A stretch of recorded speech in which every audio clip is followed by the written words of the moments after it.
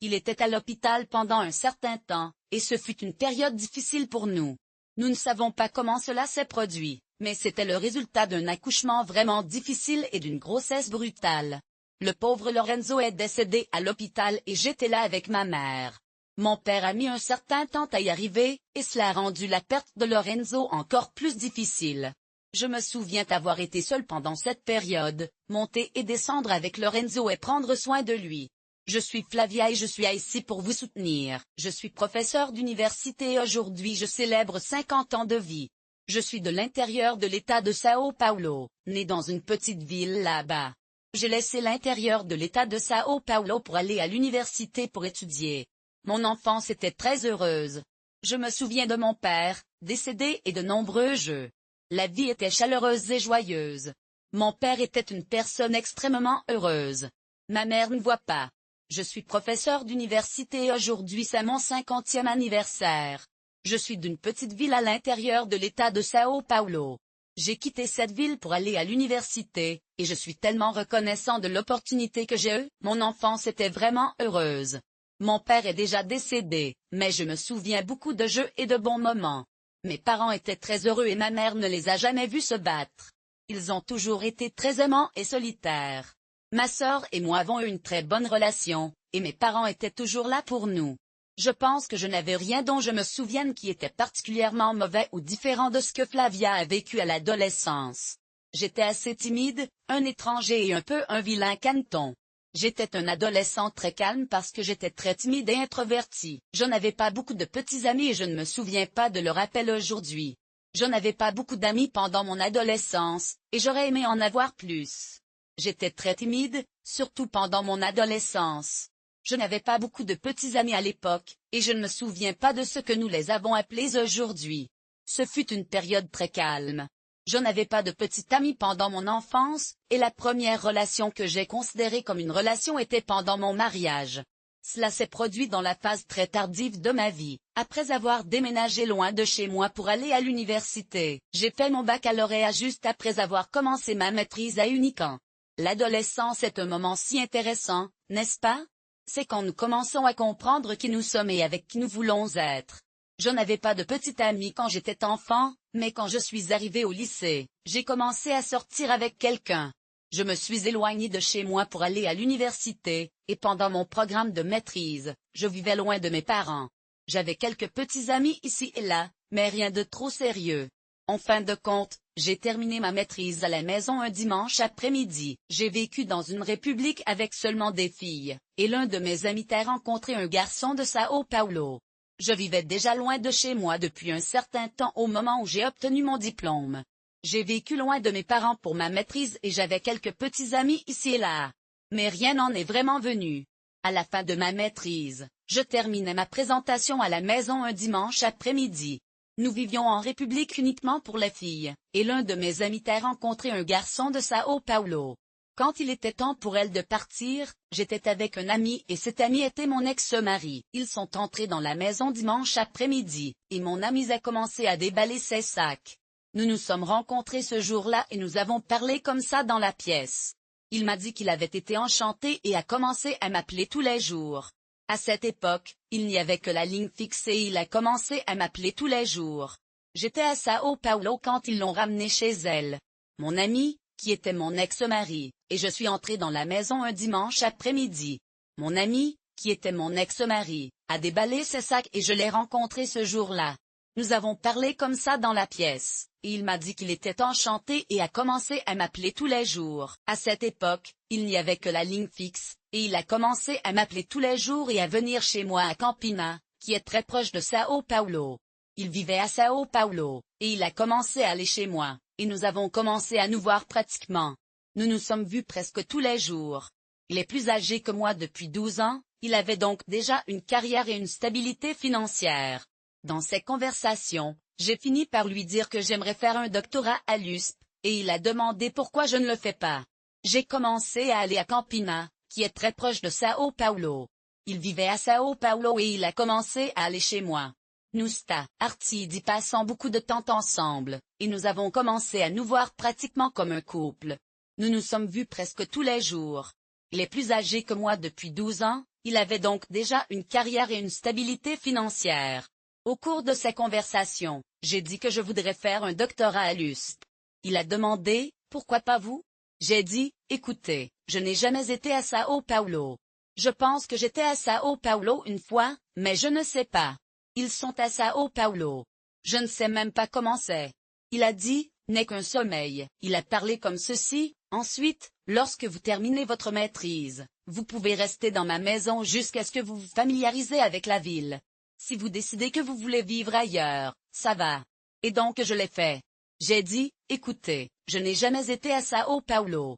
Je pense que j'étais à Sao Paulo une fois, mais je ne suis pas sûr. Ils sont à Sao Paulo, je suppose.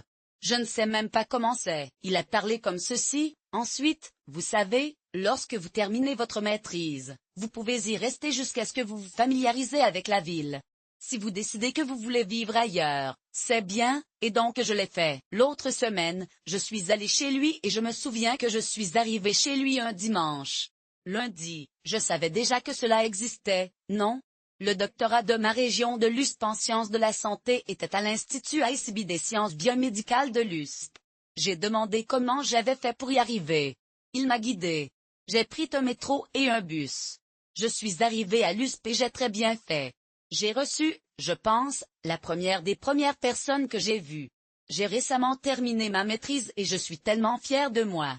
L'autre semaine, je suis allé chez lui et je me souviens être arrivé un dimanche. Lundi, je connaissais déjà le programme de doctorat dans ma région de l'USP à El Paulo, qui était à l'Institut ICB des sciences biomédicales de l'USP. J'ai demandé comment je pouvais y arriver, et il m'a gentiment guidé. J'ai pris le métro et le bus, et je suis arrivé à l'USP, où j'ai été accueilli à bras ouverts. Dès mon arrivée, mon conseiller m'a salué chaleureusement et m'a présenté le programme de 3e cycle. C'était une personne merveilleuse qui m'a montré le laboratoire et a dit que si je passais le processus de sélection, il serait mon conseiller. Je suis rentré chez moi à la fin de la journée, me sentant déjà heureux parce que j'avais déjà trouvé l'endroit où j'avais accepté d'aller et que j'avais trouvé un éventuel conseiller. Seul le processus de sélection a été laissé à compléter. J'étais fier de moi, et quand nous étions nouveaux, nous étions tous les deux excités. Dès mon arrivée, mon conseiller m'a présenté des études de 3e cycle. C'était une personne merveilleuse qui m'a montré le laboratoire et a dit que si je passais le processus de sélection, elle pourrait être mon conseiller. Je suis rentré chez moi à la fin de la journée, heureux parce que j'avais déjà trouvé l'endroit où j'avais accepté d'aller et que j'avais trouvé un éventuel conseiller. Il ne restait plus que le processus de sélection. J'étais fier, et quand nous étions nouveaux, tout semblait un peu plus facile. Ensuite, je me suis souvenu que l'autre semaine, j'ai fait le processus de sélection et j'ai été approuvé. J'ai commencé le doctorat et je me suis senti en sécurité dans la relation parce qu'il était une personne âgée. Je ne dépendais pas de lui financièrement, mais il était un très bon soutien émotionnel et financier. Je ne peux pas nier qu'il a payé le loyer, mais je n'ai rien payé. Je pense que la question de la protection était très importante. Tout semble un peu plus facile maintenant, et j'en suis vraiment reconnaissant. Mais ensuite, je me souviens que l'autre semaine, je faisais le processus de sélection et j'ai été approuvé. J'ai commencé le doctorat et je le considérais comme une grande source de sécurité parce qu'il était une personne âgée. Je ne dépendais pas de lui financièrement, mais il était un très bon soutien émotionnel. Je ne peux pas nier qu'il ait payé le loyer, mais je n'ai rien payé, non? Je pense que la question de la protection était très importante. Aujourd'hui, je ne sais pas si je suis allé à São Paulo parce que je l'aimais ou parce que je voulais être avec lui. J'ai fait un rêve que je voulais faire un doctorat à l'USP, et il ne l'a soutenu que. C'était une très bonne relation, et il était très calme. Il n'était pas jaloux, et je n'y suis jamais allé non plus. Mais mon gros problème a toujours été l'absence, non? Même pendant la période de rencontre, je me souviens avoir fini avec lui pour certains, je ne sais pas si je suis allé à São Paulo parce que j'ai aimé ou parce que je voulais être avec lui. J'ai fait un rêve que je voulais faire un doctorat à l'USP, et il était le seul à l'avoir soutenu. Il a contribué à notre relation et il n'a jamais été jaloux. Je ne suis jamais allé à des dates non plus. Mon gros problème a toujours été son absence dès la période de rencontre. Hier, aimant B se terminant avec lui 2 fois parce que je pensais qu'il était torque. Je devais demander l'attention, non? Je me souviens d'un moment où j'ai fini parce que j'étais presque une semaine de vivre dans la même maison que lui. Il partirait très tard et rentrait à la maison très tôt. Je me souviens l'appeler et d'avoir terminé par téléphone parce que j'ai dit que je ne pouvais plus le prendre. Je suis sortie depuis que je suis sortie avec moi et je sors toujours ensemble. Je pensais qu'il était un orc, alors j'ai demandé 2 fois. Je suppose que je demandais l'attention. Je me souviens d'une fois quand j'ai fini parce que je ne l'avais pas vu depuis presque une semaine. Je vivais pratiquement dans la même maison que lui. Il est arrivé très tard et est parti beaucoup tôt. Ensuite, je me souviens que je l'avais appelé, et nous avons terminé par téléphone parce que j'ai dit que je ne pouvais plus le prendre. Je suis sortie depuis que je suis sortie avec lui, qui a quitté le bureau. Il était comptable à l'époque, et je ne le voyais pas. Puis, il a couru vers l'appartement. Il a toujours parlé de cette absence. Je ne finirai pas parce que ce n'est pas ce que je veux. Ensuite, il a eu un moyen d'inverser la situation, et il est devenu présent pendant un certain temps. Mais bientôt, il est revenu, et c'était avant. J'étais mariée avec lui pendant 20 ans. Si quelqu'un me demandait aujourd'hui, quelle était la raison de votre séparation, je répondrais à la solitude. J'étais mariée à 20 ans à une personne si quelqu'un me demandait aujourd'hui, quelle marque de bière avez-vous aimé? Je ne saurais pas. Il en va de même pour quels étaient votre plat préféré? Je ne sais pas. Mais il a toujours été extrêmement prudent, extrêmement instruit, doux et affectueux.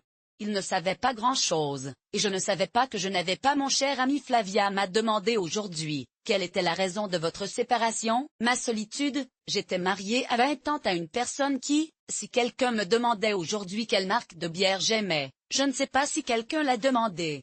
Je ne sais pas non. Mais cela a toujours été extrêmement prudent, extrêmement instruit, doux, affectueux. Je pensais que c'était à cause de la différence. C'est pourquoi ma relation était différente de mes collègues. J'ai toujours pensé que cette absence était parce qu'il était un gars qui était déjà établi financièrement et avait un travail excessif, ce qui était complètement différent de mes amis, qui à l'époque, avaient 22, 23 ans, ou un peu moins que ça, et ils avaient un petit ami qui avait le même âge. Dans nos circonstances, j'ai toujours pensé que l'absence de mon collègue était parce qu'il était un gars qui était déjà financièrement établi et avait beaucoup de travail, ce qui était complètement différent de mes amis, qui avaient environ 22 ou 23 ans et avaient des petits amis du même âge. J'ai commencé à penser qu'il était normal pour lui d'être absent parce qu'il était plus âgé et avait des responsabilités différentes de celles de mes amis. Nous étions un couple différent, et cette différence comprenait son absence. C'était comme ça tout au long de la période de rencontre. C'est intéressant parce que nous parlons des gens qui ont des signes tout le temps, mais nous ne nous prêtons pas attention. Nous décidons d'interpréter mal la situation pour nous sentir mieux, non? Il est intéressant de voir comment nous avons mal interprété la situation pour différentes raisons. Je suis allée à Sao Paulo pendant 4 ans pour mon doctorat, puis j'ai passé un concours universitaire fédéral ici à Mato Grosso. Nous avons vendu tout ce que nous avions là-bas et acheté une ferme ici. J'ai réalisé après ma séparation que je devais apprendre. Je me suis séparée il y a 5 ans et j'ai réussi à divorcer en novembre dernier. Après avoir déménagé à Sao Paulo pour mon doctorat, j'ai commencé un nouveau chapitre de ma vie. J'étais là pendant 4 ans, puis j'ai passé un concours dans une université fédérale de Mato Grosso. J'ai vendu tout ce que nous avions à Sao Paulo et j'ai acheté une ferme ici à Mato Grosso. J'ai réalisé que je devais apprendre à prendre soin de moi après ma séparation. Je me suis séparée il y a 5 ans et j'ai divorcé en novembre dernier. C'est à ce moment-là que j'ai réalisé que j'avais trop pris soin de lui. Je lui ai parlé et il a beaucoup pris soin de moi. Il est plus âgé et il essayait de compenser son absence. Il m'a fait sentir que j'étais dans un état d'aliénation, surtout financièrement. Quand je me suis séparée, je n'avais pas le sens de la valeur de l'argent. J'ai vu quelque chose que j'avais besoin d'acheter et j'ai demandé qui était sur la séparation. J'ai réalisé que j'avais pris trop de protection et de soins trop loin. Je lui avais beaucoup parlé, et il prenait soin de moi parce que j'étais plus âgée et aussi pour compenser son absence. Il me prenait pour un état d'aliénation, au sens même. Je me souviens que lorsque je me suis séparée, je n'avais pas le sens de la valeur de l'argent. J'ai vu quelque chose que je devais acheter, alors j'ai demandé qui était sur le côté et j'ai dit, cette valeur qu'il me facture, qu'il demande, sont chères ou bon marché? C'est une si grande aliénation que je ne sais pas combien j'ai gagné par mois. Je me souviens qu'une fois, pendant la thérapie, mon thérapeute a commencé à parler. Elle a dit, écoutez, vous devez commencer à prendre soin de votre vie. Prendre soin de votre vie comprend également les problèmes financiers, non? Vous devez contrôler ce que vous dépensez, comment vous dépensez, et ainsi de suite. Je parlais un jour avec mon patron, et il a dit, « je ne sais pas combien je gagne ce mois-ci. Je dois vérifier mes dossiers. » Je lui ai dit, « Pas, j'aimerais voir mon historique de paiement. Je veux voir ma carte pour que je puisse payer mes factures. » Il a répondu, « Vous êtes payé plus que vous ne le pensiez, non? » J'ai dit, « Ouais, mais comment se fait-il? Je pensais que mon salaire était terminé. » Il a dit, « Flavio, vous savez combien vous gagnez chaque mois? Vous savez combien vous dépensez pour cette maison. Vous ne pouvez pas tout payer avec votre salaire. » Un jour, je lui ai demandé la carte, expliquant que j'en avais besoin pour payer mes factures. Il a répondu, « Votre salaire est terminé. » J'ai demandé, « Comment ça? » Il a dit, « Flavio, vous savez combien vous gagnez par mois. Vous savez à quel point cette maison coûte. Votre salaire ne peut pas couvrir ces dépenses. » Je lui ai dit que j'avais vraiment une vie et que c'était extrêmement hors du contrôle de mon patron. J'avais une aide qui était à la maison lorsque nous avons parlé. C'était une femme pour laquelle je travaillais, faisant le nettoyage de la maison. J'avais bavé le jour où j'ai passé la nuit Babada. Je n'en avais aucune idée. Il a dit, « Et comment ici, la ville de l'intérieur par exemple? Tout ce que vous achèterez dans des magasins comme je marquerai ici. » Puis il payait. J'ai eu une vie vraiment sympa et mon aide était une merveilleuse dame qui a nettoyé ma maison. J'avais une aide, Babada, qui venait de la ville. Il achèterait des choses dans les magasins et les ramènerait à la maison. Il n'avait pas besoin d'argent parce qu'il a acheté des choses sur le marché. Je ne l'ai pas vu ou je le savais. Je me suis séparée de lui, et je me souviens que quand je suis partie, j'ai perdu Internet parce que je n'ai pas payé. Je n'ai rien acheté pendant un certain temps. Chaque fois qu'il venait de la ferme, il a acheté des choses sur le marché. Je n'ai même pas pensé à l'argent. Je ne l'ai pas vu ou je le savais. C'était comme ça que c'était pour moi. Je me suis séparée et il y a eu un épisode intéressant dont je me souviens. Quand je me suis séparée, j'ai coupé l'énergie à la maison. J'étais sans Internet parce que je devais payer le billet. Je n'avais pas l'habitude de faire ces choses. J'ai vu que j'étais sans énergie parce que je n'ai pas payé la facture. Mais j'ai payé la facture parce que je n'avais pas d'argent. Je n'avais pas l'habitude. De nos jours, je peux avoir un programme et c'est un peu mieux avec de l'argent. Mais qu'est-ce qui cause ça? J'ai oublié de payer le billet et je me sentais terrible. Je n'ai pas l'habitude de faire les choses de cette façon. Je me sentais tellement fatiguée parce que je n'avais pas payé la facture. Je n'avais pas d'argent, mais je l'ai payé quand même. Je n'ai pas l'habitude d'avoir de l'argent, mais j'y travaille. J'ai un programme et cela m'aide un peu avec de l'argent. Mais je suis toujours en difficulté. Je me suis blâmée, mais je ne suis pas une femme stupide. J'ai quitté la maison pour obtenir mon diplôme. J'ai vécu loin de mes parents et je suis allée seule aux études supérieures. Mes parents ne m'ont pas soutenue, mais je suis toujours allée. Je n'ai pas l'habitude de faire des études de 3e cycle, mais je l'ai fait. Mon père était bien en panne, mais je me sentais tellement coupable pendant si longtemps. Je ne pouvais pas m'arrêter d'y penser. J'ai quitté la maison pour poursuivre mes études, et je me sentais comme si j'étais dans une situation où je n'avais pas beaucoup de soutien. Je ne suis pas une femme stupide. J'ai quitté la maison pour obtenir mon diplôme et je vivais loin de mes parents. Je suis allée à des études supérieures par moi-même. Mes parents n'avaient pas de diplôme de 3e cycle, mais ils voulaient que j'en ai un. Mon père était une personne qui n'avait pas beaucoup d'études comme celle-ci. Il n'avait pas de contrat officiel et il est mort. Je n'ai toujours pas de contrat officiel. J'y suis allée parce que je voulais faire la bonne chose. Je ne suis pas une mauvaise mère. J'ai quitté la maison pour obtenir mon diplôme. Il n'avait pas beaucoup d'études comme celle-ci, et il parlait comme ça. Mais ma fille étudiait pour son doctorat, et elle parlait comme ça. Elle n'arrêtera pas d'étudier. Vous devez avoir un contrat officiel, non? Le pauvre est mort et je n'ai toujours pas de contrat officiel. Mais je l'ai poursuivi parce que je voulais, par exemple, comme cette mère WH. Oh, je suis laissée à la maison pour faire. Mon père était enseignant, non?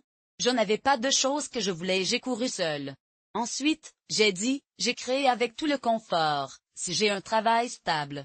Je pense que je gagne relativement bien, hein? Laissez-vous arriver à un moment de la vie où elle ne le fait pas. Vous savez combien coûte la valeur des choses, non? Comment cette femme se laisse avoir une profession, aller travailler tous les jours, quitter la maison tous les jours, parler avec les gens avec maître. Vous connaissez mon père, qui était enseignant. Je ne l'ai pas fait.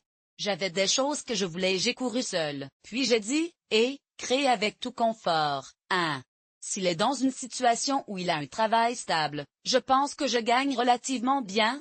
La valeur des choses coûte, non? Elle perd.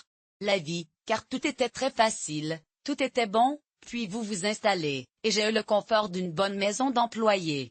Avez raison. Bon. Je me sentais tellement à l'aise et j'ai pu prendre soin de moi et de ma famille. Mais, la solitude c'était tellement douloureux. J'ai eu des moments difficiles et j'ai eu quelques épisodes. Je continue d'imaginer les gens pendant que je passe. C'est pourquoi je suis la mère d'un beau garçon.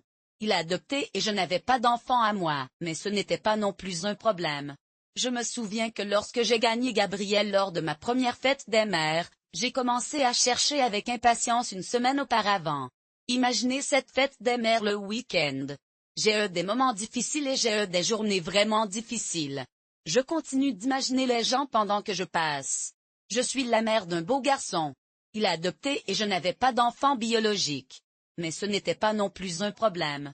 Je me souviens que lorsque j'ai gagné Gabriel lors de ma première fête des mères, j'ai commencé à chercher avec impatience une semaine auparavant. J'ai imaginé que la fête des mères serait le week-end. J'ai commencé lundi et j'étais déjà anxieux. Je me souviens l'appeler et avoir dit, « S'il vous plaît, Dieu, ne me laisse pas tranquille le jour de ma première fête des mères. Je veux célébrer la fête des mères avec mon fils en famille. » Je suis resté dans cette anxiété, attendant qu'il arrive. Il n'est pas arrivé tout de suite, et cette absence est si mauvaise car elle vous isole de la vie sociale. Je me souviens d'une fois à la maison, j'ai fait un L. J'ai commencé lundi et je me sentais déjà anxieux. Je me souviens avoir appelé Revon et avoir dit, « S'il vous plaît, ne me laissez pas tranquille le jour de ma première fête des mères. Je veux le célébrer avec mon fils en famille. » Je suis resté dans cet état anxieux, attendant qu'il arrive. Ce n'est pas le cas, et cette absence est si difficile pour moi parce que cela m'empêche de socialiser. Je me souviens d'une fois à la maison, j'ai fait une fête de Noël. J'ai invité des amis à venir chez moi, et je l'ai regretté à mi-chemin parce que j'ai dit, « Mon Dieu, j'ai invité tant de gens chez moi. Nous ferons un revers ici. » S'il ne vient pas et s'il ne le fait pas ce n'est pas apparu, et parce que mes amis ont dit que j'étais une veuve d'un mari vivant qui en avait un qui parlait comme ça, je pensais, même affectueusement, dès que mon mari était le même que les mêmes cheveux d'une religieuse, tout le monde. J'ai invité mes amis chez moi pour une fête, et je n'oubliais pas que je me suis senti un peu coupable à mi-chemin parce que je me suis dit, « Mon Dieu, j'ai invité tant de gens chez moi. Nous ferons un revers ici. S'il ne se présente pas, je serai veuve avec un mari vivant. » Mes amis ont dit que j'étais comme ça. J'ai pensé, même affectueusement, que mon mari était le même que les mêmes cheveux d'une religieuse. Tout le monde le sait, mais personne n'a jamais vu bien. J'ai commencé à m'inquiéter de la fête parce que je pensais, mon Dieu, s'il n'apparaît pas, quelle excuse je vais leur donner, inviter, parce qu'il n'est pas venu parce qu'il n'apparaissait pas. Je me souviens qu'il est arrivé 1 heure de retard le soir, sale, de la ferme, enlevant ses vêtements d'affaires. Je me souviens avoir dépassé Revon, extrêmement bouleversé, et il m'a fait me sentir mieux. Je sais que c'est le cas, mais au fond, je m'inquiète pour ça. Partage parce que je pense, et s'il ne se présente pas, quelle excuse vais-je donner aux invités? Je dois dire qu'il n'est pas venu parce qu'il ne voulait pas. Je me souviens qu'il est arrivé tard, manquant 1 heure de la fête et qu'il était fatigué de travailler à la ferme. Je me souviens avoir passé Revon, qui était vraiment bouleversé, et il m'a calmé. Nous avons parlé, écouté et travaillé ensemble. Je ne pars pas en vacances. Je travaille comme si je devais comprendre et accepter son absence et m'y adapter. Parce qu'il n'était pas avec des femmes, il ne pêchait pas avec des amis et qu'il travaillait. Je ne mens pas quand je dis que sur 20 ans, aucune trahison ne s'est produite. Mais je pense que dès que la douleur de l'absence a toujours été si grande, ce n'est même pas un problème. Tout fonctionne bien.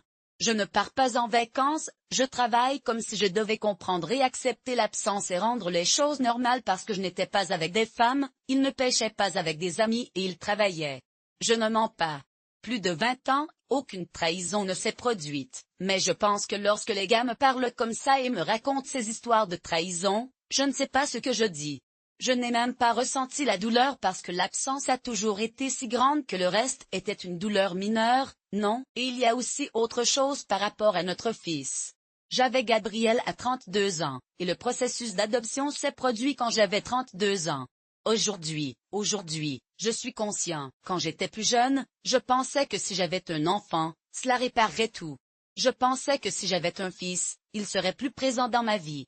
Mais je ne savais pas que je devrais t'adopter. J'avais ce désir d'être mère, et j'ai décidé que si j'avais un enfant, j'adopterais ou aurais un enfant biologique. Mais je ne savais pas que je devrais t'adopter. À l'époque, je voulais vraiment être maman. J'avais ce désir, tu sais. Mais aujourd'hui, je suis plus conscient que lorsque j'ai décidé d'avoir un enfant, je me suis dit, j'aurai un enfant biologique, ou j'en adopterai un.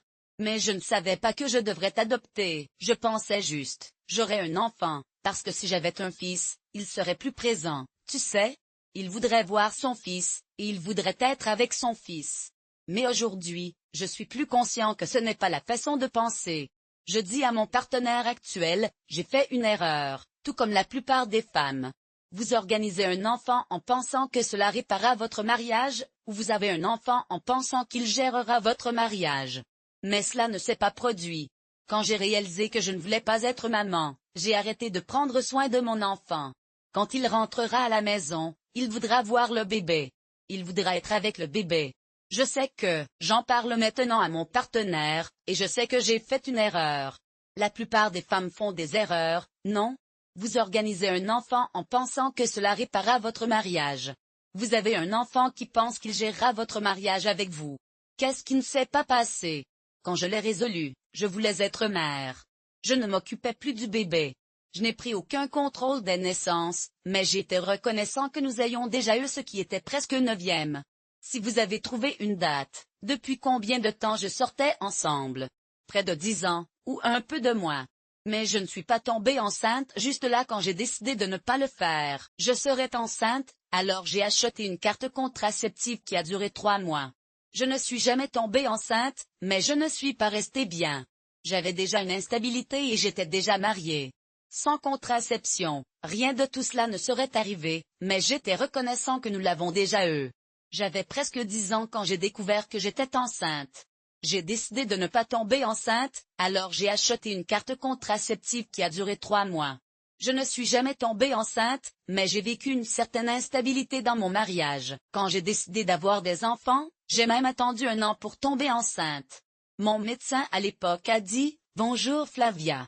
Il n'y a pas de problème. Tout est parfait. J'ai fait tous les tests. Tout va bien? Vous avez juste besoin d'attendre un peu plus longtemps. » Dans une deuxième conversation, mon médecin a dit, « Écoutez, nous devrons enquêter sur le... » À ce moment-là, j'ai décidé d'avoir un enfant, alors j'ai attendu un certain temps, mais cela ne s'est pas produit. Je suis allée voir mon médecin et il a dit, « Bonjour Flavia. Tout va bien? J'ai fait tous les tests, et tout va bien. Mais, vous savez, le temps passe et je commence à m'inquiéter. » Ensuite, mon médecin a dit, « Nous devrons enquêter sur le problème. » J'ai répondu, « Avec toi, tout va bien? Mais tu sais, je dois te faire quelque chose, car c'est un problème très mineur. » Il a répondu, « Je vais devoir passer à un examen. Je ne sais pas si cela va continuer, moi du travail, et je ne sais pas ce que j'ai dit quand j'ai suggéré que nous pourrions adopter. Papa, tu es toujours tellement bien?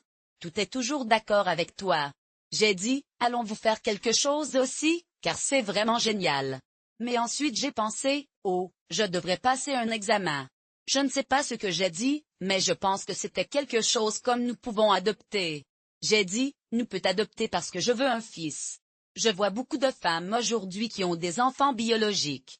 Mon rêve était d'avoir un enfant, d'adopter un enfant. Je veux être mère. Je n'ai pas ressenti ce besoin pour un ventre, une gestation, l'allaitement maternel, et je suis d'accord avec ça. Je suis allée directement au cœur du processus d'adoption, voulant comprendre comment cela pourrait fonctionner pour moi. Je vais partager quelques idées qui, je l'espère, vous aideront dans votre voyage vers une adoption chaleureuse et accueillante. Communauté. Se sentir anxieux, en réfléchissant à la façon dont je devais parler à un psychologue pendant le processus d'adoption. Je pensais que le psychologue parlerait aux parents et disait quelque chose comme « Il sera adopté ». Je me souviens à quel point j'étais anxieux pendant le processus d'adoption, savoir si les parents étaient capables d'élever un enfant. Je me souviens avoir eu peur parce que je pensais qu'elle dirait aux parents adoptifs que je ne voulais pas être adoptée. Je n'ai pas eu le temps et je me souviens d'abord être allée au bureau du psychologue. J'ai prévu une interview avec elle, mais il n'a pas pu y aller la première fois. La deuxième fois, j'ai appelé et dit, écoutez, vous allez à cette interview avec le psychologue et dites ce qui doit être dit parce que je peux résoudre la question d'être mère par moi-même. Je pense que c'était la première fois que je devais dire quelque chose comme ça. Je me souviens quand Gabriel était là. Je suis allée au psychologue en premier. J'ai eu une conversation avec lui, puis j'ai eu une interview avec lui. J'étais un peu nerveux, mais ça s'est bien passé. J'étais inquiet de la phase suivante, puis nous sommes devenus admissibles à l'adoption. Je me souviens de ce jour où j'ai adopté mon fils. Lorsque vous devenez éligible à l'adoption, vous rejoignez une liste d'attente, et cela peut être un peu stressant. Vous ne savez jamais quand votre bébé naîtra. Il avait un peu peur, mais c'est normal. Tout s'est bien passé lors de l'entretien avec le psychologue. Je me souviens me sentir anxieux, attendant que la phase suivante passe pour que nous puissions adopter Gabriel. Je me souviens du jour où je l'ai adopté parce que lorsque vous êtes admissible à l'adoption, vous rejoignez une liste d'attente, ce qui peut être stressant. Vous ne savez jamais quand votre bébé arrivera. Je me souviens quand Gabriel est arrivé. J'étais à l'université et j'ai reçu un appel disant, je suis un travailleur social adjoint. Gabriel est là, mais il est un peu faible. Il est à Kazay, et il va être adopté. Je ne savais pas ce que t'es Kazay. C'est une maison de soutien pour les familles de villages autochtones de la ville. Quand je suis arrivé, j'étais un peu nerveux, et je me souviens t'avoir dit à Gabriel, écoutez, je suis la travailleuse sociale adjointe. J'ai un enfant ici qui est un peu faible. Elle est à Kazay et elle va être adoptée. Je ne savais pas ce que t'es Kazay. C'est une maison de soutien pour les familles de villages autochtones de la ville pendant qu'ils reçoivent un traitement médical. Gabriel était dans la maison avec la mère biologique, et il y avait des problèmes culturels qui les empêchaient d'accepter les enfants de parents seuls. Je ne sais pas pourquoi la famille ne voulait pas de Gabriel. Quand j'ai pris Gabriel, il avait déjà 12 jours et avait une pneumonie et une malnutrition. Je me souviens de la fille qui m'a appelé et m'a dit, écoutez, je suis avec un enfant qui est un peu faible. Je traversais un traitement médical quand j'ai reçu l'appel, créateur d'un. Alors Gabriel était dans la maison avec la mère biologique, et il y a une série de problèmes culturels qui n'acceptent pas les enfants d'une mère célibataire. Je ne sais pas comment la famille ne voulait pas Gabriel. Quand j'ai appris Gabriel, c'était déjà 12 jours, et il a eu une pneumonie et a été mal nourri. Je pense que la fille a imaginé que je savais que Kazay était un sup de santé, Horthouse pour les peuples autochtones. Je ne sais pas. Je savais que je l'ai eu. Ma mère, qui était dans la maison ce jour-là, m'a mis dans la voiture et a dit, « Mère, mon fils est arrivé. Allons le chercher ?» Je suis allée à la voiture du travailleur social adjoint. Nous sommes entrés dans le temps où nous étions loin de la ville, non? Et ici, les gens ont beaucoup de préjugés contre les peuples autochtones. Personne, je suis un enfant qui vit dans la maison. Je pense que la fille a imaginé que je savais que Kazay était une maison de soutien pour la santé pour les autochtones. Je ne l'ai pas fait, mais je savais que je l'avais. Ma mère, qui était dans la maison ce jour-là, m'a mis dans la voiture et a dit, « Mon fils arrive. Allons le fouiller. » Nous sommes allés à la voiture du travailleur social adjoint. Nous sommes entrés dans le temps où nous étions en train de nous éloigner de la ville. Droite. Et ici, les gens ont beaucoup de préjugés contre les peuples autochtones. Personne, je l'aime là-bas. En arrivant à Maria, ma mère a parlé. Alors, mon Dieu dans le ciel, c'est une chose indienne. J'ai parlé, mère, pour l'amour de Dieu, non? Ne dites rien, écoutez-nous, ça va être un enfant. Elle se tourna et parlait comme ça, mais Flavia et moi si c'est un Indien qu'il fait ici. J'ai dit, mère ne dis rien. Nous allons juste savoir ici parce que ma mère avait aussi un préjudice. Comme tout le monde ici, je trouve cela difficile. Je me souviens quand je suis arrivée à l'hôpital et que ma mère était là. J'étais à une semaine de mon propre mariage, et j'avais vraiment du mal avec ma douleur thoracique. J'ai demandé à ma mère, Dieu, si c'est un Indien, dites-moi. Mais elle n'a rien dit. Elle nous a juste écoutés. Puis elle s'est tournée vers Flavia et a dit, si c'est un Indien, je ne sais pas comment réagir. J'ai dit, mère, ne dis rien, nous allons le découvrir. Je trouvais cela difficile, comme tout le monde ici. Ensuite, je suis arrivée à l'hôpital et je suis allée au salon de soins infirmiers. Il y avait 3 lits et je me suis assis dans le dernier. Je me souviens que l'infirmière est venue avec Gabriel, qui était très sale, affamé et désespéré. La mère biologique avait environ 15 ans. J'ai pleuré et demandé au travailleur social, vous m'avez dit de demander à la mère de l'allaiter. Puis elle a demandé à son assistante, mère, elle ne veut pas allaiter, mais la mère je suis arrivée à l'hôpital et je suis allée au salon de soins infirmiers. Il y avait 3 lits et je me suis assis dans le dernier. Je me souviens que l'infirmière est arrivée avec Gabriel. Il était très sale, pleurant parce qu'il avait faim et désespéré. La mère biologique, qui avait environ 15 ans, était là aussi. J'ai pleuré en parlant au travailleur social. Elle m'a dit que la mère avait demandé l'allaitement, mais la mère n'en voulait pas. Elle a donné à Gabriel une bouteille de lait maternel puis a dormi. Je me souviens que j'étais là quand Gabriel pleurait. Le travailleur social a parlé du processus et j'ai dit que je voulais tenir ma mère. Elle a dit qu'elle ne voulait pas, mais j'ai insisté. J'ai dit, je veux le tenir. Je me souviens que lorsque j'ai pris Gabriel sur mes genoux, j'avais ressenti une douleur insupportable dans ma poitrine pendant 1 semaine. Je me souviens avoir été là avec Gabriel, et je me souviens être si reconnaissant pour le soutien que j'ai reçu. J'étais là quand Gabriel est né et j'étais là quand il était à l'hôpital. J'étais là quand il était à l'usine, et j'étais là quand il était dans le bureau du pédiatre. J'étais là quand il était dans le foyer d'accueil, et j'étais là quand il était à l'hôpital. J'étais là quand il était dans le bureau du pédiatre, et j'étais là quand il était à l'hôpital. J'étais là quand il était à l'usine, et j'étais là quand il était dans le bureau du pédiatre. J'étais là quand il était à l'hôpital et j'étais là quand il était à l'usine. J'étais là quand il était dans le bureau du pédiatre, et j'étais là quand il était à l'usine. J'étais là quand il était à l'hôpital et j'étais là quand il était à l'usine. J'étais là quand il était dans le bureau du pédiatre, et j'étais là quand il était à l'usine. J'étais là quand il était à l'hôpital et j'étais là quand il était à l'usine.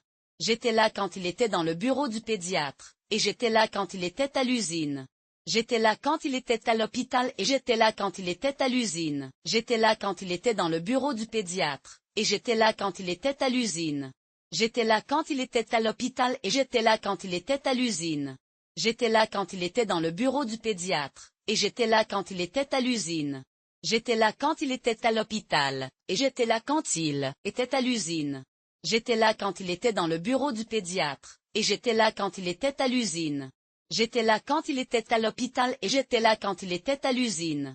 J'étais là quand il était dans le bureau du pédiatre, et j'étais là quand il était à l'usine.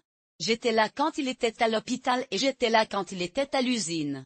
J'étais là quand je pensais que j'allais mourir, mais la douleur passait. Je l'ai regardé et j'ai dit, tout comme moi pour prendre mon enfant. Donc, tous ces moments que j'ai passés seule. Elle a ensuite dit, écoutez, c'est une adoption légèrement différente car si elle implique un enfant autochtone, il y a plus de bureaucratie que dans une adoption typique. Il a dit, plus demain. Il devra rester ici avec sa mère, mais nous nous contacterons demain pour comprendre comment nous ferons les procédures. L'autre jour, une infirmière de pension alimentaire pour enfants m'a appelé et a dit que Gabriel était assez mal. Je lui ai demandé de l'emmener à l'hôpital afin qu'un pédiatre puisse l'évaluer. Je me souviens qu'il est même arrivé à la clinique funambuliste. Il y a une autre histoire, mais je le sauverai pour un autre jour. Il est arrivé au bureau de l'infirmière et le médecin a compris et a dit, nous devons emmener ce garçon urgent à l'hôpital. Je me souviens avoir parti avec ce garçon du bureau. Je suis allé à l'hôpital de notre ville pour essayer. Je lui ai dit que Gabriel était en mauvais état. Puis j'ai demandé à l'emmener à l'hôpital pour qu'un pédiatre puisse l'évaluer. Je me souviens qu'il est même arrivé à la clinique Funam. Il y a une autre histoire, mais je le sauverai pour une autre fois. Ce dont je me souviens, c'est que l'infirmière a compris la demande du médecin et a dit, nous avons besoin d'un garçon urgent ici. Je me souviens avoir quitté ce garçon du bureau et allé à l'hôpital de notre ville pour essayer de l'intervenir sans documentation ni garde légale. Je me souviens que le père est arrivé, je pense que près de 2 jours plus tard. Il a amené mon fils sur ses genoux devant le père de Gabriel et le nouveau. Je pensais que tout cela était normal. Ouais, j'ai gagné Gabriel, et l'absence a continué. Mais dans ces absences, il a commencé à rester.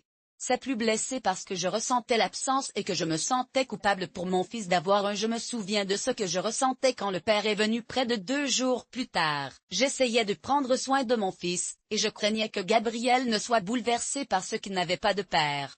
Je pensais que c'était normal, mais c'était vraiment difficile. Je me sentais tellement coupable parce que je me sentais comme si je n'étais pas suffisant pour mon fils. J'ai essayé de compenser cela en étant là pour lui, mais c'était toujours vraiment difficile. Aujourd'hui, j'ai demandé à mon fils s'il pensait que c'était bien pour moi d'être maman. Je lui ai dit que je faisais de mon mieux et que je craignais que Gabriel ait toujours besoin d'un psychologue. Je suis maman et je sais à quel point cela peut être difficile, mais j'essaie de faire de mon mieux. Je m'inquiète pour Gabriel parce que je ne sais pas comment il va faire face à cette situation. Je veux que tout soit à l'aise pour lui, donc je lui ai fait voir un psychologue depuis l'âge de 4 ans. Depuis, je travaille avec le même psychologue, et elle a été super. Elle a beaucoup aidé. Je m'inquiète de l'absence, mais je ne voulais pas que cela se produise de cette façon. Je ne sais pas comment j'ai géré cette situation. Je voulais que tout soit très à l'aise pour lui, alors je me suis assurée qu'il avait un psychologue de l'âge de 4 ans jusqu'à l'âge de 17 ans. Lui et son psychologue se parlaient, et il était calme et calme.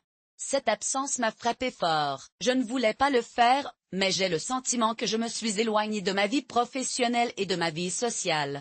Je ne savais pas ce que c'était que de sortir le week-end ou de dîner chez des amis à cause de l'emplacement intérieur de la ville. J'ai toujours invité un membre de la famille à dîner parce qu'il n'avait pas l'habitude de sortir. Vous savez, j'ai le sentiment que j'ai perdu le contact avec ma vie professionnelle. Je suppose que je n'ai pas eu beaucoup de temps pour socialiser. Je ne sais pas comment cela s'est produit, mais j'ai juste arrêté de sortir le week-end et je ne savais pas vraiment ce que c'était que de dîner chez des amis. Je suppose que c'est parce que nous sommes au milieu du pays, donc c'est toujours juste moi et ma famille à la maison. Je n'ai pas vraiment l'habitude de sortir la nuit. Je suppose que je n'ai pas l'habitude de fréquenter les maisons de mes amis sans mon mari. Chaque fois que j'y suis allée, j'avais une excuse. Je suppose que je suis un peu fatiguée de cette entreprise et j'ai juste arrêté d'y aller. Je n'avais pas de vie sociale et je ne voulais pas aller aux fêtes d'anniversaire parce que je ne voulais pas me sentir gênée. Je serais seule à la maison, et j'avais l'impression d'être coincée dans une ornière. Je ne pouvais pas aller chez mes amis sans mon mari, et j'avais l'impression de toujours faire des excuses. Il fut un temps où je me sentais tellement fatiguée de toute cette situation que j'ai arrêté de sortir. Je n'avais pas beaucoup de vie sociale, et je ne voulais pas aller aux fêtes d'anniversaire de mon ex-mari parce que je ne voulais pas avoir à expliquer son absence. Cette décision a rendu les choses plus difficiles pour moi.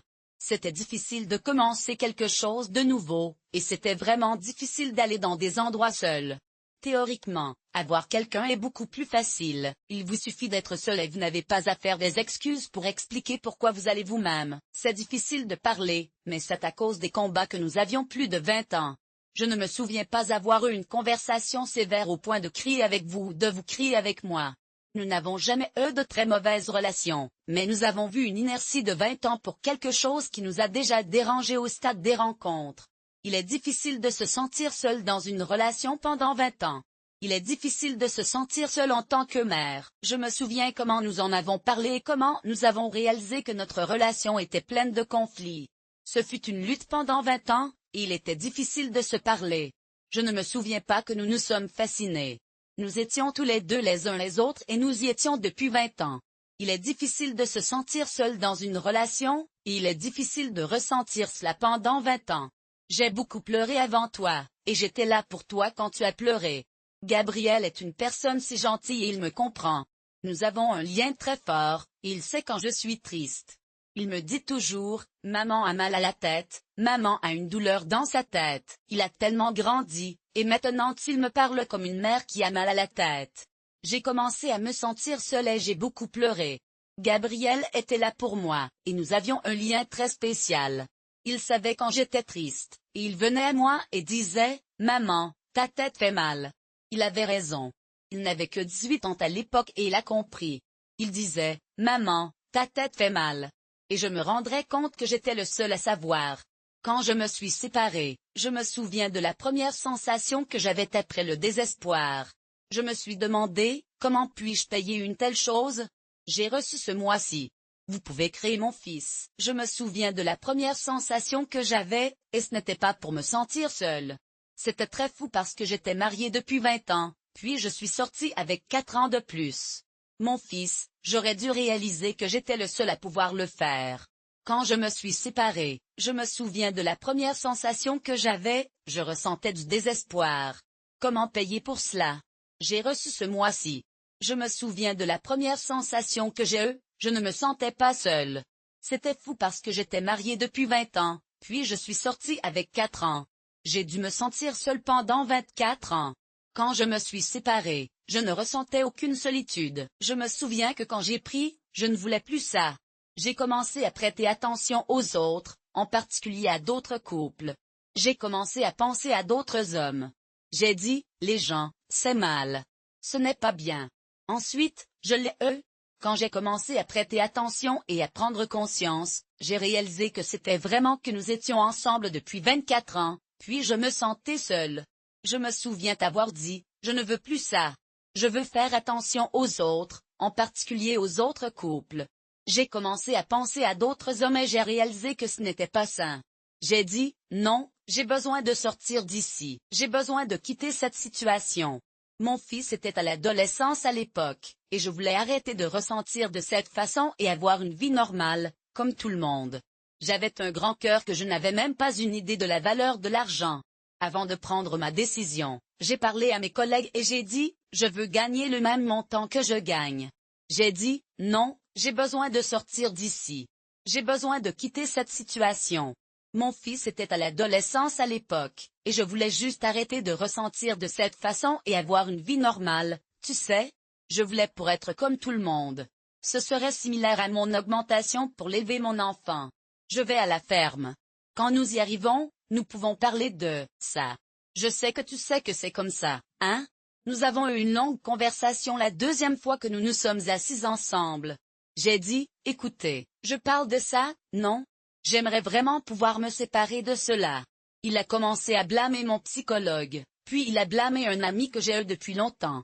Elle s'était également séparée, mais son mari était abusif. J'ai dit, donc ce n'est pas de ma faute. Je ne suis personne, je ne peux plus le supporter, a-t-il dit, sa voix teintée d'émotion. Mais comment pouvez-vous ne pas supporter une vie? La perfection n'est pas pour vous. Vous ne manquez rien, vous ne vous souciez de rien. Vous ne pouvez pas prendre la solitude, non, Flavia, je pense qu'il ne comprend toujours pas à quel point c'est seul pour nous, comment ça ne nous accepte pas. Nous en parlons, mais c'est dans sa tête. Il a toujours été un père pour moi. C'était un père merveilleux, n'est-ce pas? Il s'est assuré que nous avions des anniversaires et d'autres célébrations importantes à la maison.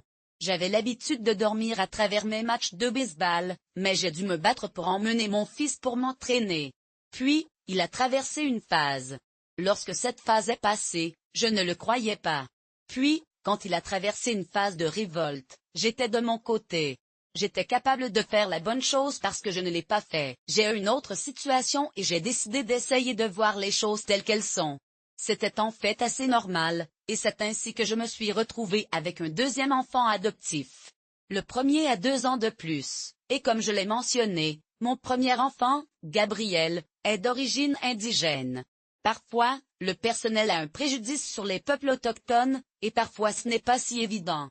Ils disent qu'ils n'aiment pas un Indien là-bas, et j'ai adopté Gabriel quand il était bébé. Je ne ressens plus cela, je n'avais pas vraiment envisagé d'avoir un autre enfant, mais j'en voulais un. Je pensais que je prenais déjà soin de mes besoins, mais une amie m'a appelé et m'a dit, Flav, j'ai un enfant ici qui vient de naître. Elle est indigène, et sa famille ne veut pas d'elle. Elle va adopter. Je suis allée la rencontrer et elle a dit que Lorenzo était un bébé de 9 mois. Lorenzo était un enfant normal, mais il avait des défis de santé. Il est probablement né prématurément et avait une série de problèmes. J'étais une nouvelle mère et j'avais déjà une réputation de mère d'un enfant indien. C'était plus facile que la première situation. J'ai emmené Lorenzo à l'hôpital, où il est resté 1 semaine avant de rentrer chez moi. Il a toujours été malade, mais Lorenzo l'était beaucoup plus. Je suis partie courir avec le garçon. Lorenzo était un enfant normal, mais il a été confronté à certains défis dès le début. Je connaissais déjà l'hôpital en tant que mère d'un enfant indien, donc c'était une transition plus facile que la première fois. Lorenzo a été hospitalisé pendant 1 semaine et est ensuite rentré chez lui, mais il était toujours plus malade que Gabriel. Un jour, Lorenzo a commencé à avoir des problèmes, alors je l'ai ramené à l'hôpital. Lorenzo est décédé quelques mois plus tard. Il avait toujours un abdomen élargi et était souvent à l'hôpital. Un jour, mon père travaillait à la ferme et nous ne savions pas comment y faire face. Nous avons découvert plus tard que c'était le résultat d'un accouchement et d'une grossesse difficile. Lorenzo est décédé à l'hôpital. Ma mère était avec moi et mon père a pris beaucoup de temps pour arriver. Je me souviens que après Lorenzo était à l'hôpital pendant un certain temps. Il souffrait toujours et avait un abdomen gonflé. Il était toujours dans et hors de l'hôpital, et c'était vraiment difficile pour nous. Lorenzo est décédé à l'hôpital. Ma mère était avec moi et il a fallu beaucoup de temps à mon père. J'étais vraiment en difficulté après le décès de Lorenzo. Je suis assez court, environ 60 kg, et je me souviens avoir pesé 406 kg la dernière fois que j'ai vérifié. Je ne me suis pas pesé après cela, mais j'ai perdu plus de poids, c'est pourquoi Lorenzo est décédé. Je me souviens de tout après la mort de Lorenzo. Je me souviens avoir chargé Lorenzo de haut en bas, seul le matin. Oui, j'ai eu la nounou de la nuit à prendre soin de Gabriel. J'étais vraiment mauvais, je l'admets. J'ai 60 kg et je me souviens avoir pesé 406 kg la dernière fois que j'ai vérifié. Ensuite, je ne me pesais plus, mais j'ai perdu du poids, c'est quand j'ai perdu Lorenzo. Je me souviens d'elle seule après avoir perdu Lorenzo. Je me souviens de cette période où je chargerais Lorenzo de haut en bas, seul. Oui, j'avais une nounou qui travaillait à la maison avec Gabriel. J'avais quelqu'un à la maison qui a pris soin de moi, mais je me souviens de mes parents plus que mon père. Ensuite, j'ai obtenu un emploi et je me suis habitué à cela. C'était une période difficile, cependant, il y avait 2 enfants dans ce mariage, à la fois adoptés et d'origine autochtone. Aujourd'hui, je n'ai que Gabriel, qui est une chérie. Je dis, si tu as quelque chose, j'ai bien fait dans la vie, c'était ce garçon doux et extrêmement poli. Je me souviens avoir eu quelqu'un à la maison qui travaillait à la maison, mais je ne me souviens pas autant de l'aspect émotionnel. Je me souviens que mes parents étaient avec moi dans ces moments plus que la figure de mon père. Ensuite, j'ai normalisé parce que ça fonctionnait, mais c'était une période difficile. Il y avait 2 enfants dans ce mariage, tous 2 adoptés à partir de communautés autochtones. Gabriel, qui est un amoureux, est le seul qui est resté dans ma vie. Je dis que s'il y a quelque chose que je faisais bien dans la vie, c'était ce garçon doux et extrêmement poli. Il est tendre, doux, intelligent et décontracté. Je dois beaucoup à ces enfants. Pendant toute cette période de sentiments, je me souviens pas au moment de la datation. C'était la 2e fois que j'arrivais, terminant et je me sentais seule. Mais ensuite, je me souviens que j'avais déjà vécu ici à Mato Grosso avant d'avoir Gabriel. J'ai toujours parlé comme ça. Je me sens beaucoup, tellement seule. Je n'aime pas ça. Il a dit comme ça, pas Flavia. Mais je travaille. Pas, mais j'ai besoin de travailler parce que nous devons payer. Les choses vont très bien pour moi, et je suis tellement reconnaissant. Je vais très bien et il m'a toujours parlé d'une manière qui m'a fait me sentir un peu mal à l'aise. Je lui dirais, je ne suis pas à l'aise avec la façon dont tu me parles. Mais vous savez, je ne célèbre pas ni ne pêche avec mes amis en ce moment. J'ai dit, ce n'est pas normal pour moi. Vous devenez seul, et vous ne voulez pas quelqu'un qui est proche de vous, non? Je comprends totalement. Je vais très bien et j'ai toujours dit moi. Mais je me sens un peu mal à l'aise. Il m'a toujours parlé d'une manière qui m'a mis mal à l'aise, et je me suis plaint à lui à cause de cela. Je me sentais seule à cause de la façon dont il a parlé, mais je ne savais pas que je travaillais, pas de célébration ou de pêche avec mes amis. J'ai dit, ce n'est pas normal, non, finalement, vous vous sentez seul et ne voulez pas être proche de quelqu'un, même si vous comprenez, cette absence tout le temps je ne supporte plus de me sentir seule, non? Mais je ne l'ai jamais fait au cours de ces 20 années. Je me suis tournée vers lui et j'ai dit, je vais te laisser aller parce que tu me laisses être seule. Je te lâcherai parce que je ressens ça. Il avait tout ce contrôle sur ces domaines. Il n'a jamais imaginé que je serais en mesure de partir et de se séparer de lui parce qu'il en avait beaucoup. Je suis vraiment aux prises avec cette absence. Je n'arrive plus à me sentir seule, et ça fait 20 ans. Je ne lui ai jamais demandé de partir, mais j'ai dit que je le ferais si je sentais que je ne pouvais pas être avec lui. Je dirais des choses comme, je vais partir si vous ne changez pas. J'ai même dit que je laisserais tomber le mariage si je sentais que je pouvais le faire. Je me sentais tellement coupable, et j'ai pensé, pourquoi n'ai-je pas précisé que cela me faisait du mal et qu'il aurait pu changer notre mariage? Je lui ai dit, Gabriel, si tu ne changes pas, je vais me séparer de toi. Je vais même laisser tomber le mariage. Je me sentais tellement coupable, et je me suis dit, j'aurais dû dire clairement que c'était mauvais pour moi et que j'aurais changé, et notre mariage aurait été mieux. Mais je ne pense pas que ce soit vrai. Il n'a jamais eu d'autre relation ni n'a été impliqué avec quelqu'un d'autre. Je pense que si j'avais pris cette décision auparavant, je n'aurais pas autant souffert. Mais je suis toujours juste moi qui me plaignais que je n'essaye jamais de changer, et cela aurait pu lui laisser plus de place. Je ne sais pas si j'aurais changé mon comportement si j'avais déjà pris une décision différente. Je crains de me plaindre et de ne pas changer mon comportement, ce qui pourrait être la raison pour laquelle je souffre. Je fais ce que je pense être juste en remplissant le sac, mais je ne sais pas si cela suffit. J'ai été un peu surpris qu'il n'imaginait pas que je pouvais maintenir ma décision. Gabriel a pris cette décision ce mois-ci. La relation entre un père et son fils a toujours été la même depuis que Gabriel est arrivé à la maison. Il va bien, alors d'accord, papa est venu en ville pour avoir un tracteur. Je ne sais pas si nous allons déjeuner, mais je suis ravie de le voir. Je suis toujours étonnée de la qualité d'un père. Je me demande parfois si mon père était vivant. Il est décédé lorsque Gabriel était enfant, alors Gabriel a des souvenirs de lui. Mais si Gabriel avait passé son enfance et son adolescence avec mon père, à quel point aurait-il été différent? Je pense que Gabriel a dû le penser. Je ne suis pas sûre, mais je pense que Gabriel pourrait voir son père comme la norme. Je crains que si Gabriel ne ressent pas cela, cela pourrait affecter sa relation avec ses enfants. J'ai aussi un peu peur parce que je n'avais pas ce genre de relation avec mon père. Je parle souvent à propos de cela quand Gabriel est à la ferme, surtout pendant les vacances quand il passe du temps avec son père, mais je n'y vais pas chaque week-end. Je l'ai récemment vu le jour de l'anniversaire de son père, je me demande si c'est normal pour un père. Je pense que c'est le cas, parce que j'ai remarqué que Gabriel ne semble pas vouloir être avec les enfants autant qu'avant. J'ai un peu peur de ce changement, parce que j'ai remarqué qu'il ne l'a pas, mais il le fait. J'en ai beaucoup parlé, surtout quand Gabriel est à la ferme avec son père pendant les vacances. Mais je ne vais pas pouvoir le voir chaque week-end. J'étais là quand il a eu l'anniversaire de son père. Il n'est pas resté avec votre fils, n'est-ce pas? Je pense que c'est quelque chose que j'ai appris de ma relation avec mon père. Je pense que je respecte cela. Je pense aussi que mon estime de soi était si faible quand j'ai rencontré mon mari actuel que j'avais des questions comme ça. Je me suis tournée vers lui et j'ai demandé, « Tu me trouvais beau ?» Je lui ai demandé presque tous les jours, puis ça n'a pas fini par rester avec ton fils, donc je pense que c'est une relation chaleureuse. Je suis sûre que je ne suis pas le seul à ressentir cela. Je pense que j'ai des problèmes d'estime de soi parce que lorsque j'ai rencontré mon mari actuel, j'avais tellement de questions. Je lui ai demandé, « Tu me trouves beau? Est-ce bon de vivre avec moi? Tu te sens excité de rester avec moi? » Presque tous les jours. Puis quelqu'un m'a posé les mêmes questions, mais d'une manière différente. Ils ont dit que je devais avoir de bonnes nouvelles que vous ne le faites pas. Tu es une belle femme et je pense que tu es extrêmement intelligent. Je ressens un fort désir pour vous, et il est inhabituel pour moi d'avoir besoin d'une autre personne.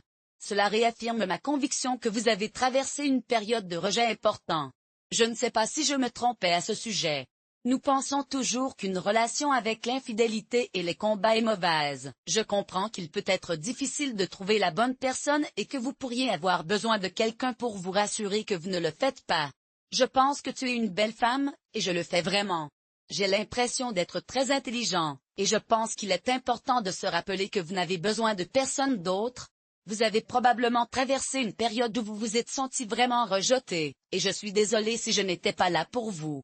Je pense que nous pensons souvent qu'une relation est condamnée s'il y a une infidélité ou des combats, mais le mien n'a jamais été comme ça. Nous n'avions jamais été hostiles ou grossiers les uns avec les autres. Il n'était pas affectueux comme ma relation actuelle, mais j'ai appris que cela peut être différent. J'ai raté cela dans mes relations passées, ou du moins je pensais que je l'ai fait. J'ai vu plusieurs amis avec des maris qui ne sont souvent pas là, et ils ont appris à accepter cette situation. J'ai parlé à des gens qui ressentent la même chose. Je ne suis pas du tout comme ça. Je n'étais jamais hostile ou agressif. Je n'ai jamais été impoli avec lui, mais je n'étais pas affectueux non plus. J'ai appris que cela peut être normal. J'ai manqué ça avant, ou du moins je l'ai trouvé. J'ai vu plusieurs amis avec des maris absents, et ils ont rendu normal. J'ai parlé à des gens qui ne pensent pas qu'il est normal de se sentir seul lorsque vous êtes avec quelqu'un. Je pense que c'est logique d'avoir besoin de temps seul, mais je me sens seul quand je suis avec quelqu'un d'autre. La solitude est erronée, et ce ne devrait pas l'être. J'ai appris la valeur des choses. J'ai trouvé que les choses sont très importantes, mais j'ai traversé cette période, non? Cela fait 5 ans que je ne me sépare de mon père. Nous ne communiquons essentiellement que via WhatsApp.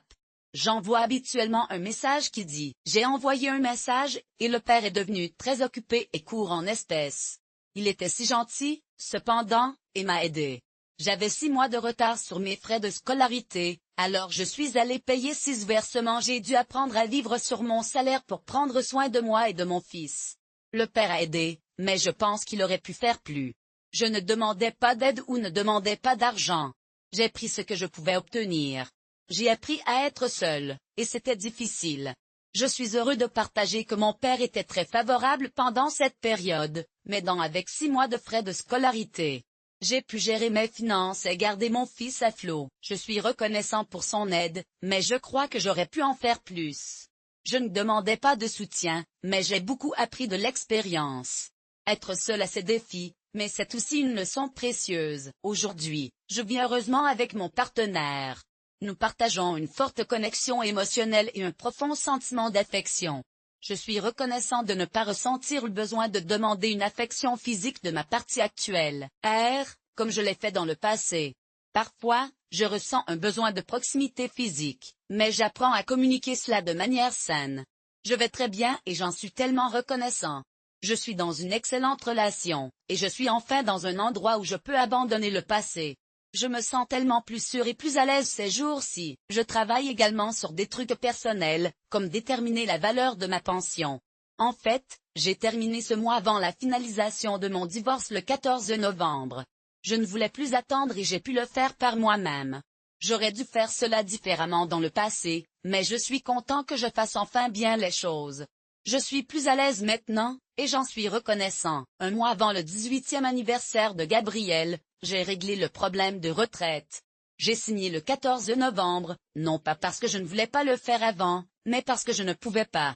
Je n'ai jamais été en mesure de le faire, et ce n'était jamais mon désir. Mon ex-mari n'avait pas ce problème, donc seulement au début, quand il y avait cette entreprise.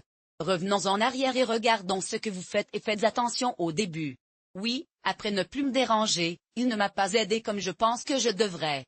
Mais si c'était pour lui, nous serions mariés aujourd'hui sur papier à cause de la question des actions. Ces entreprises ont raison, mais j'ai divorcé. Je n'ai jamais ressenti cela à propos de mon ex-mari. Je n'ai pas eu ce problème au début, quand il y avait une entreprise. Revenons en arrière et regardons ce que vous faites et faites attention au début. Oui, après ne plus être une personne qui m'a dérangé, je ne m'aidais pas comme je pense que je devrais. Mais si c'était pour lui, nous serions mariés aujourd'hui sur papier à cause de la question des actions. Ces entreprises ont raison, mais j'ai divorcé le 14 novembre. Maintenant, nous commençons à parler des entreprises, et cela me fait très bien. Cette personne aliénée sait aujourd'hui comment me dire cet accord n'est pas bon. Je ne veux pas que les gens négociateurs de cette façon. Et, cela m'apporte satisfaction, les gars. Vous savez, et aujourd'hui je peux dire que je suis bien meilleur que je ne l'ai été à toutes les autres phases de ma vie. À quoi pensez-vous? Le 14 novembre, nous avons commencé à parler des entreprises, et cela s'est très bien passé. Cette personne qui était si éloignée sait maintenant comment m'exprimer cet accord. Cet accord n'est pas bon. Je ne veux pas que les gens négociateurs de cette façon. Et, cela m'apporte tellement de satisfaction, les gars. Vous savez, aujourd'hui, je peux dire que je suis bien meilleur que je n'ai jamais été dans toutes les autres phases de ma vie. Que pensez-vous de l'histoire? Flavia commente ici pour que je sache et partage cette vidéo avec tout le monde. Si vous voulez raconter votre histoire sur notre chaîne, remplissez simplement le formulaire qui est ici dans la description de cette vidéo. La prochaine histoire vient de Fernanda, qui a travaillé sur Grace pour son ex-mari. Elle sait depuis combien de temps cela dure depuis 10 ans. Vous pouvez perdre tellement, vous devez donc vous abonner maintenant à la chaîne et activer la cloche pour YouTube pour vous avertir lorsqu'un nouveau contenu est disponible.